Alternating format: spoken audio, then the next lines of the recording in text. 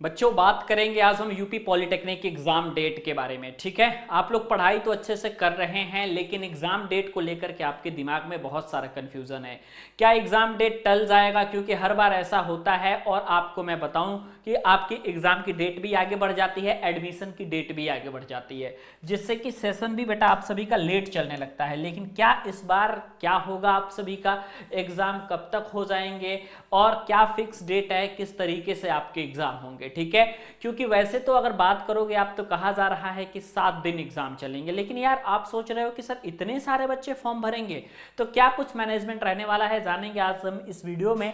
तो सबसे पहले एक एक करके मैं आप सभी को हर एक चीज पहले बता देता हूं। सबसे पहली चीज तो मैं ये बता देता हूं कि पॉलिटेक्निक का फॉर्म कब से आया है और कब तक ये चीजें भरी जाएंगी। ठीक है, एप्लीकेशन स्टार्ट आप लोगों का जो है, फॉर्म भरना जो आप लोगों का स्टार्ट हुआ है, फॉर्म अगर हम भरने के बारे में बात करें तो फॉर्म भरना जो है आप सभी का वो स्टार्ट हो चुका है बेटा। कब से? तो 15/1/2025 से स्टार्ट हो चुका है, 15/1/2025 से स्टार्ट हो चुका है और लास्ट डेट इसका बेटा फिर से एक्सटेंड हुआ है और 30 आपके अप्रैल तक आपका ये फॉर्म भरा जा रहा है। ठीक है, तो 30 अप्रैल तक फॉर्म भरा जा रहा है और 30 अप्रैल तक उनका फॉर्म भरा जाएगा जब जिनका 30 तारीख तक, अगर 30 तारीख तक आप लोगों का फॉर्म का अगर मान लीजिए पैसा सबमिट हो गया, जैसे कि जो ओबीसी जनरल एससी एसटी की जो फीस है, अगर फीस अगर आपने सबमिट कर दी तो ये माना जाएगा कि आपने फॉर्म को भर दिया है पॉलिटेक्निक प्रवेश परीक्षा का और आपका एडमिट कार्ड आएगा। ठीक है, ये चीज याद रखना है। लेकिन अगर यहां तक आपका फॉर्म नहीं भरा जा चुका है, आधा फिल करके आप छोड़ दिए हैं, तो आप समझ जाइए कि बहुत मुश्किल होने वाली है। अब करेक्शन की जो डेट है, सबसे इंपॉर्टेंट करेक्शन का डेट रहता है, क्योंकि यहां पे जो आपने फॉर्म भरा है ना, इसमें जो डॉक्यूमेंट आप लगाएंगे और वो डॉक्यूमेंट अगर आपके ओरिजिनल डॉक्यूमेंट के साथ मैच करेगा तब तो जाकर के आपका आगे का काम बढ़ेगा, मतलब आपका एडमिशन होगा। लेकिन अगर वो मैच नहीं करेगा तो फिर जो है एडमिशन रद्द हो जाएगा। इसीलिए इसी चीज को ध्यान में रखते हुए 1 से लेकर के 6 मई तक का करेक्शन का डेट आपका दिया गया है।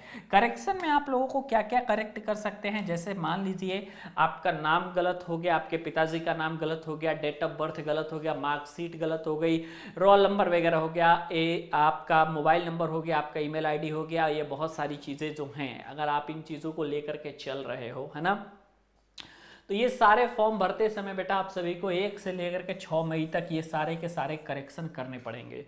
जितना डॉक्यूमेंट में डिटेल दिया गया है वो सब करेक्ट आपको करना पड़ेगा अगर गलती हो गई है तो। और फॉर्म का प्रिंट भी बेटा आपको ले लेना है, फॉर्म का प्रिंट भी आपको ले लेना है, क्योंकि ये प्रिंट भी आप लोगों के काउंसलिंग में लगता है। अभी तक कोई बताया नहीं, मैं देख रहा हूँ हर एक वीडियोस को, तो बहुत सारे लोग नहीं बता रहे हैं, तो मैं आपको पहले बता देता हूँ कि आप सभी को फॉर्म का प्रिंट जरूर ले लेना है, क्योंकि वो वेरीफाई करने में आपके लिए जरूरी है। ठीक है, एडमिट कार्ड की अवेलेबिलिटी के बारे में बात करें तो 14/5/2025 से 14/5/2025 से बेटा आप सभी का क्या आ जाने वाला है, तो आप सभी का एडमिट कार्ड आ जाने वाला है। याद रखिएगा, एडमिट कार्ड आपका 14/5/2025 से आप सभी का आ जाएगा एडमिट कार्ड। ओके, स्क्रीन पे शो होने लगेगा, जीकॉप के ऑफिशियल वेबसाइट पर शो होने लगेगा। किसी और वेबसाइट पे जाने की बेटा आपको जरूरी ही नहीं है जब तक आपका gcop.nic.in की ऑफिशियल वेबसाइट है। इस वेबसाइट पे आपको gcop.nic.in की ऑफिशियल वेबसाइट पे आना है और इसी वेबसाइट पे आपको सारी चीजें मिल जाएंगी। एडमिट कार्ड आप सभी का मिल जाएगा 14/5/2025 तक आप सभी के अवेलेबल हो जाएगी। ठीक है, क्लियर?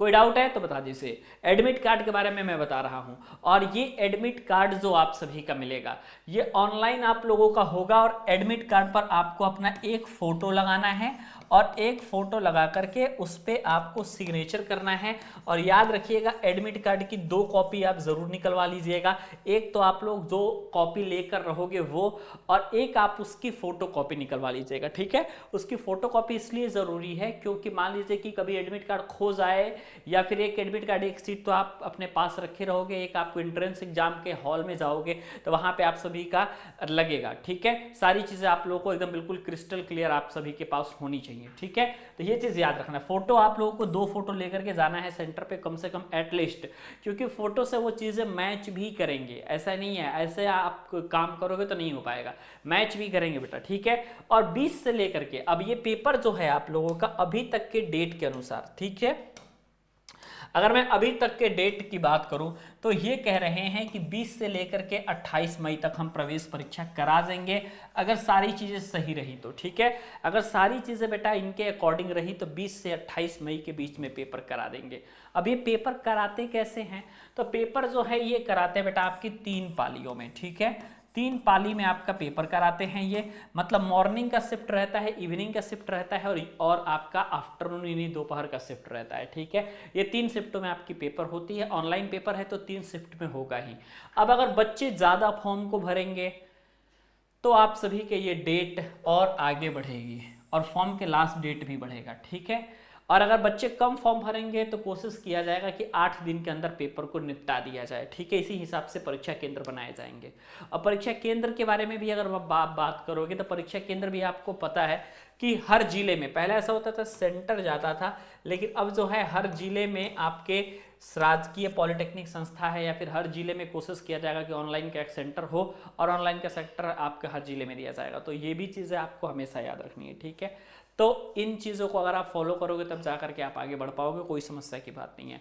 वरना जो है आप सभी को एग्जाम डेट और आगे भी जा सकती है, जून में भी आपका पेपर हो सकता है, लेकिन आपको फिलहाल इन डेट को दिमाग में रख करके अपनी तैयारी को आगे बढ़ाना है। ठीक है, वीडियो कैसा लगा है कमेंट सेक्शन में ज़रूर बताइएगा। बाकी मिलते हैं आपसे नेक्स्ट वीडियो में।